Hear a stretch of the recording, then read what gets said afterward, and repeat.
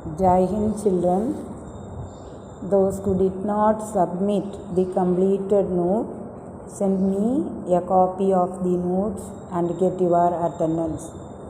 Let us learn the next subheading under excretory products and their elimination, that is formation of urine. Formation of urine. The formation of urine involves three main processes: glomerular filtration, tubular reabsorption, and tubular secretion. Glomerular filtration, commonly called ultrafiltration or pressure filtration. The first step in urine formation is the glomerular filtration, occurs in the Malpighian capsule through three layers. Example: the endothelium of glomerular blood vessels, the epithelium of Bowman's capsule, and a basement membrane between these two layers.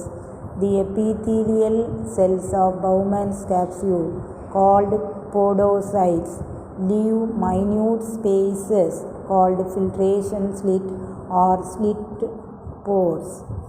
This is the filtration of small molecules from glomerular blood to the Bowman's capsule. The atrial pressure in the Bowman's capsule is very high. It forces out substances of very low molecular weight. Through the thin walls of capillaries, the substances filtered out are called glomerular filtrate. It includes water, glucose, amino acids, salt, and waste products like urea, uric acid, creatinine, etc. The glomerular filtrate rate is about 180 liters per day in human kidney, that is 1100 to 1200 ml of blood is filtered by the kidneys per minute. Juxtaglomerular apparatus. This is a specialized cellular apparatus located at the place where the distal convoluted tubule passes close to the Bowman's capsule, between the afferent and efferent arterioles. Juxtaglomerular apparatus cells secrete enzymes like renin that control blood pressure and blood flow. Tubular reabsorption, a comparison of volume of filtrate formed per day, that is about 180 liters per day. That of urine released is 1.5 liters. Nearly 99% of the filtrate has to be reabsorbed. This process is called reabsorption. The glomerular filtrate passes down into renal tubules. During this process, useful substances are absorbed back from the glomerular filtrate into the blood. This is called tubular reabsorption. It is a selective process. Glucose, vitamins, amino acids are completely reabsorbed. Water and some salt are reabsorbed depending upon their concentration in blood. Little amount of urea, uric acid, sulfate, and creatinine are also reabsorbed. The amino acids, glucose, proteins, and phosphates are reabsorbed at the proximal convoluted part of the tubule. Sodium chloride and bicarbonates are absorbed both in the proximal and distal part of tubule. Potassium is reabsorbed in the proximal part of the tubule. Water is reabsorbed from the distal tubules and collecting duct. Sodium is reabsorbed from the ascending limb. Tubular secretion. The concentration of certain substances in the final urine is higher than that of glomerular filtrate. It also contains certain additional substances which are not present in the glomerular filtrate. This shows that the tubular epithelium secretes some substances into the lumen of the tubule. This is the tubular secretion. Sodium, ammonia, creatinine, hydrogen ions, and some drugs, etc., are secreted in this manner. The proximal and distal convoluted tubules are the main sites of tubular secretion. Function of the tubules. Proximal convoluted tubule is lined by simple cuboidal brush-bordered epithelium to increase the surface area for reabsorption. Essential nutrients and electrolytes along with water are reabsorbed. It also helps to maintain the pH and ionic balance of the body fluids. Kenny loop. It helps in the maintenance of high osmolarity of interstitial fluid. The descending limb is permeable to water but impermeable to electrolytes. The ascending limb is impermeable to water but permeable to electrolytes. Distal convoluted tubules helps in reabsorption of sodium and water. It is able to reabsorb HCO3- and selective secretion of hydrogen and potassium ions. It maintains the pH and sodium-potassium balance in the blood. Collecting duct. This long duct extends from the cortex of the kidney to the interior part of the medulla. Large amount of water could be reabsorbed from this region to produce a concentrated urine. It also plays a role in the maintenance of pH and ionic balance of blood by selective secretion of H+ and K+ ions. Mechanism of concentration of urine. The Kennedy's loop and vasa recta play a significant role in concentrating the filtrate.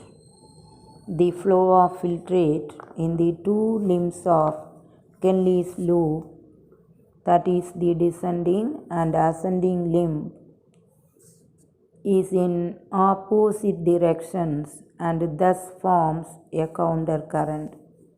The flow of blood through the two limbs of vasa recta is also in countercurrent pattern.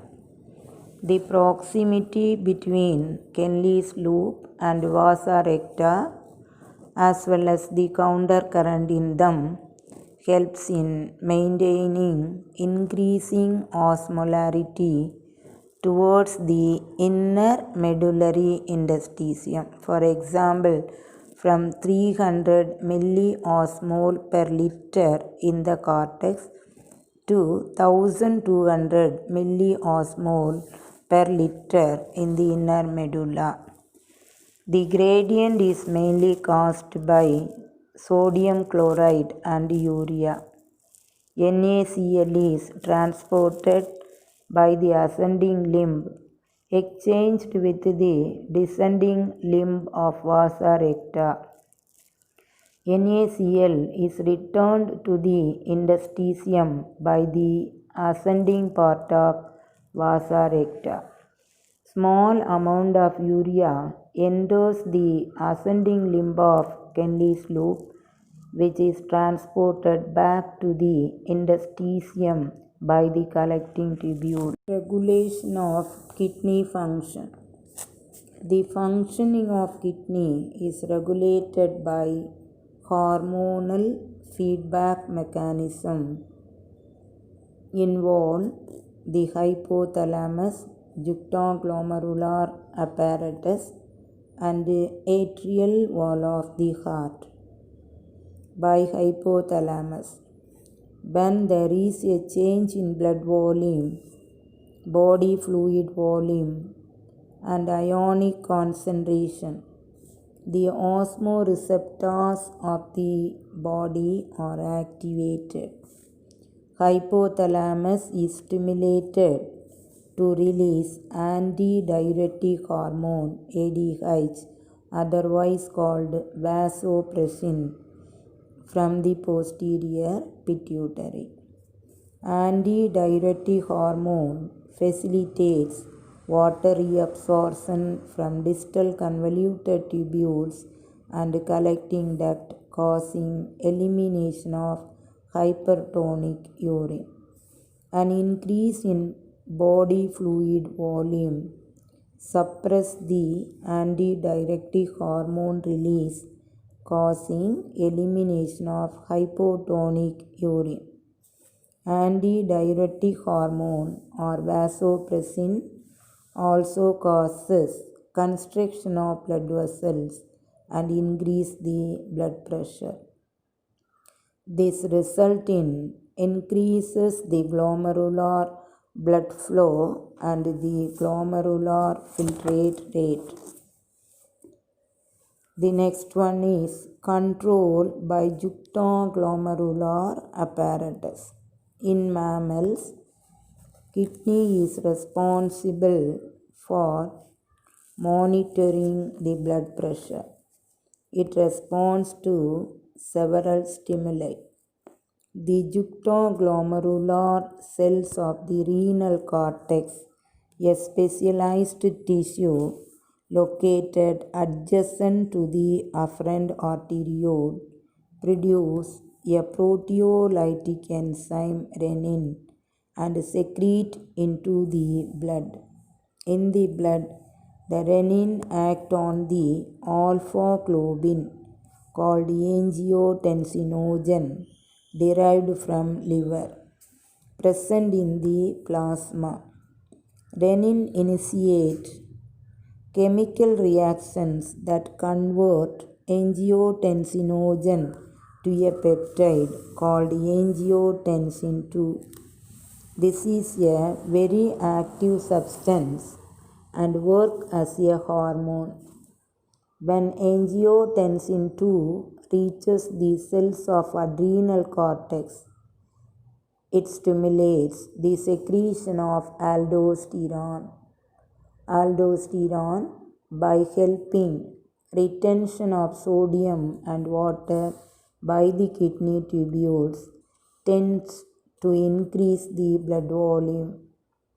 It ultimately raises the blood pressure and reduces the renin production. This is the renin-angiotensin-aldosterone system. The wall of the atria of the heart releases atrial natriuretic factor ANF, which opposes the regulation of renin angiotensin aldosterone system. This atrial natriuretic factor inhibits the release of renin from the juxtaglomerular apparatus and thereby inhibit sodium reabsorption by the collecting duct and reduces aldosterone release. So the action of ADH, renin angiotensin aldosterone system, atrial natriuretic factor regulates the kidney functioning and control body fluid concentration, salt concentration, blood pressure and blood volume. Micturition. The release out of urine from the urinary bladder is called micturition. It is a reflex process. When the urinary bladder gets filled, the stretch receptors on the wall of the bladder sends signal to the central nervous system. The central nervous system passes on motor message to initiate contraction of smooth muscles of urinary bladder. The simultaneous relaxation of the urethral sphincter causes the release of urine. An adult human excretes on an average of 1 to 1.5 liters of urine per day. The urine is light yellow, watery fluid, slightly acidic, and has a characteristic odor. It contains urea, creatinine, very little amount of ammonia and uric acid. On an average, 25 to 30 gram of urea is excreted per day by a normal healthy adult. Presence of glucose and ketone bodies in the urine indicates diabetes mellitus. Thank you, students. Read the text 2 or 3 times. After watching the video, underline all the important points. Make a note of that. Send me a copy and get your attendance.